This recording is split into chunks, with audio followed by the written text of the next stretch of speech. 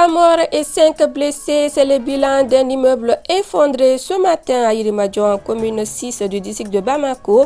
Les causes de ce drame ne sont pas encore précisées. Les détails dans ce journal. Coupe d'Afrique de volleyball Yaoundé 2023, l'équipe nationale dames de volleyball du Mali a reçu le drapeau des mains du ministre de la Jeunesse, des Sports et de la Construction citoyenne. La compétition est prévue du 14 au 25 août.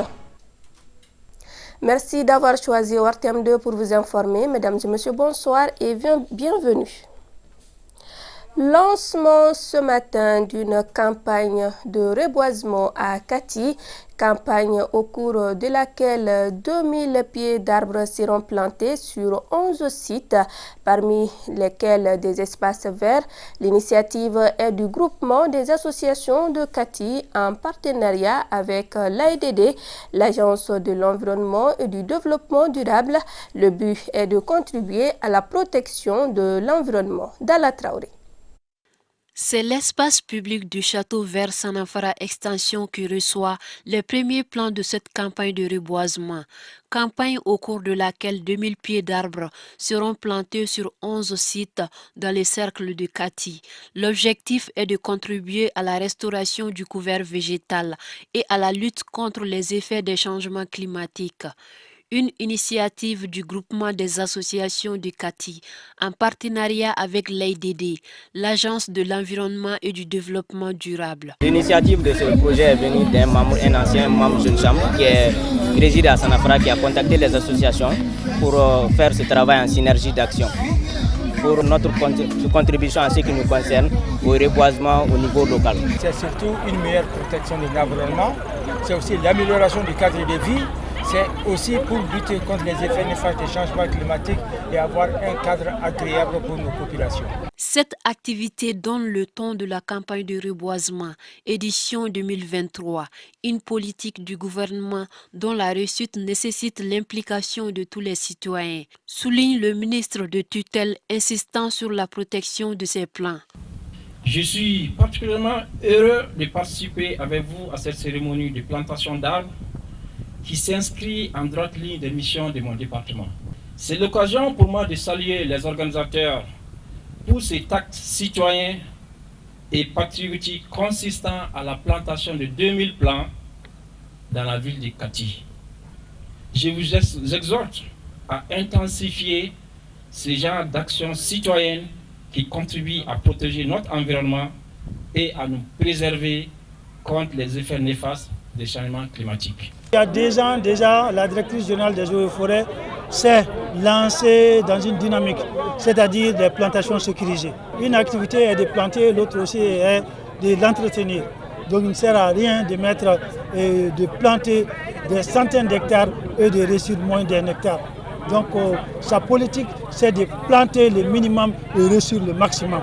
Le groupement des associations de Kati entend maintenir le cap pour reboiser d'autres espaces, de quoi contribuer à combler le vide engendré par la coupe abusive du bois, dont les conséquences se font de plus en plus sentir. Pendant la saison de pluie, le taux de prévalence du paludisme augmente ici au Mali, une augmentation qui s'explique par la multiplication rapide de l'anophèle favorisée par la saison. À cela s'ajoute le manque d'hygiène vis-à-vis des eaux stagnantes dans les rues et dans certaines concessions, ce qui fait du paludisme l'une des principales causes des consultations dans les centres de santé. Awa Kamara.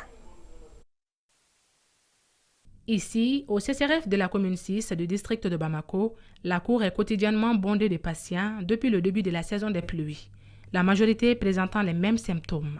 Ce matin, je me suis réveillée avec des vertiges, les maux de tête et des vomissements. Donc, je suis venue voir le docteur pour ça. Ce matin, quand je me suis réveillée, je suis parti au bureau.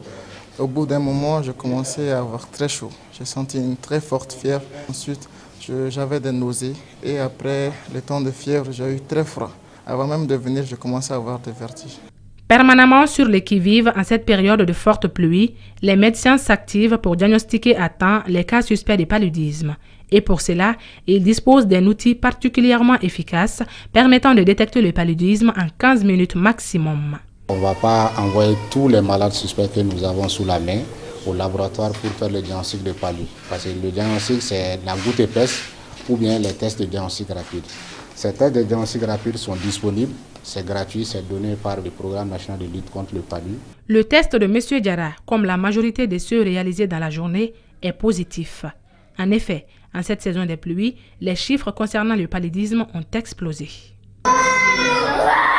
Avant la saison des pluies, sur à peu près 100 bilans réalisés ici chez nous au CCRF, nous n'avions pas plus de 10 cas de palu positifs. Mais présentement, si nous envoyons à peu près 100 bilans au labo, il y a pratiquement une soixantaine qui reviennent positifs. Ça a augmenté de plus de 70 à 80%. C'est surtout lié au fait qu'il y a beaucoup d'eau stagnante, surtout devant les concessions et aussi avec le peu d'hygiène dans nos milieux de vie. Pour renverser la tendance, l'adoption des mesures de prévention s'avère primordiale. Parole de spécialistes.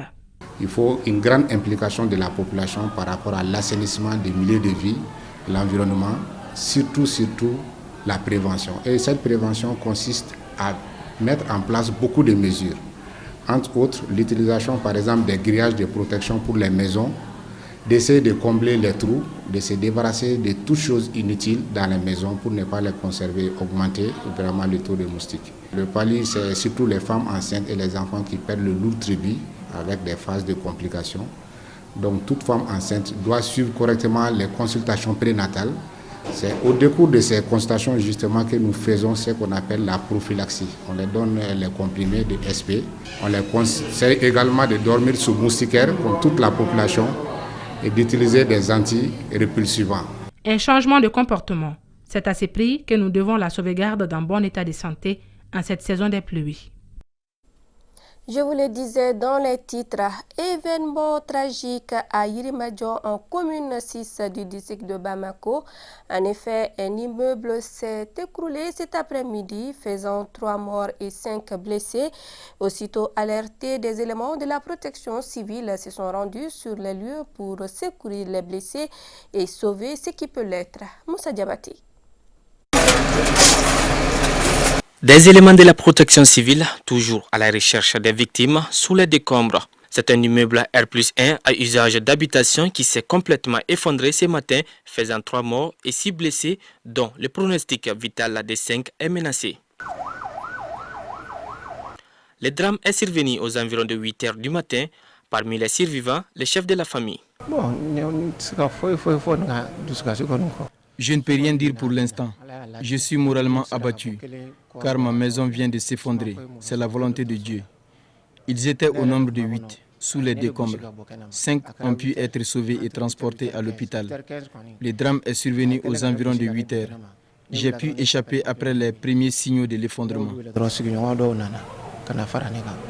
Les premiers arrivés sur le milieu ont confirmé effectivement que c'était un effondrement et qu'il y avait des vies en dessous. Donc, encore une fois, nous avons renforcé l'effectif et les moyens. Et vous avez même vu notre grille qui a bien manœuvré. Donc, Dieu merci, nous sommes parvenus à sauver 5 vies. Il y avait 8 personnes en dessous et 5 ont été sauvées. 3, malheureusement, ont rendu leur âme. Une fille, un garçon et puis un homme. Informé de la catastrophe, le ministre de l'Équipement et de l'Urbanisme, Imran Abdoulaye Touré, s'est aussi rendu sur les lieux. Solidarité gouvernementale oblige. Nous disposons vraiment de textes. Vraiment, nous avons des équipes aussi chargées de veiller à l'application de ces règles-là qui, malgré les maigres moyens, aussi font de leur mieux. Mais la responsabilité principale incombe aux citoyens pour qu'ils puissent vraiment chercher les spécialistes pour construire. Parce que ce n'est pas n'importe qui doit construire. Voilà. La construction, c'est un art, c'est une science, c'est une technique. Voilà. Ce qui est arrivé aujourd'hui, c'est vraiment dramatique parce que vous imaginez une famille qui perd 3 personnes d'un coup. Et si ce n'était pas la diligence des forces de sécurité, on allait avoir 8 morts.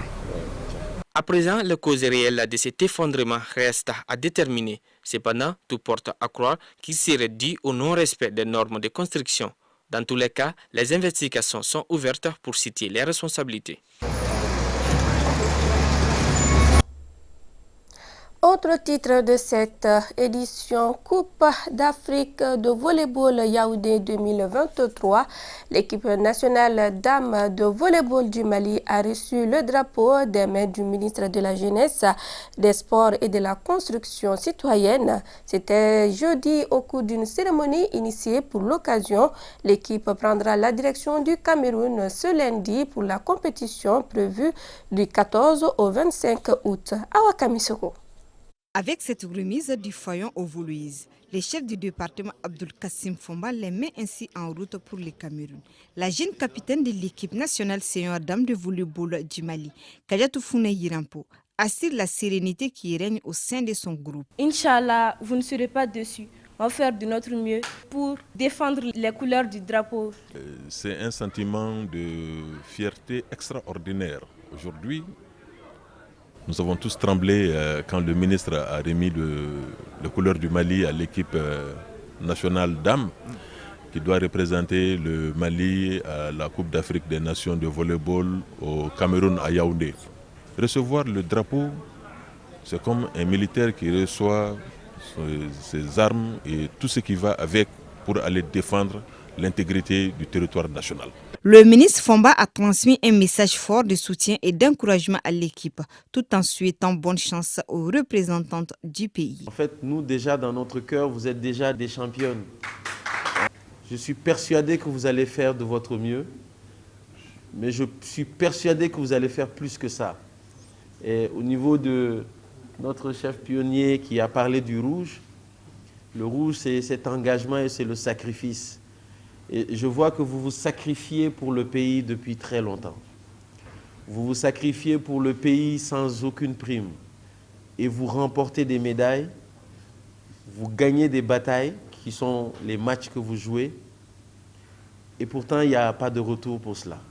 Mais nous allons y travailler. Nous sommes en train de réviser l'arrêté interministériel lié aux activités sportives et physiques et sportives.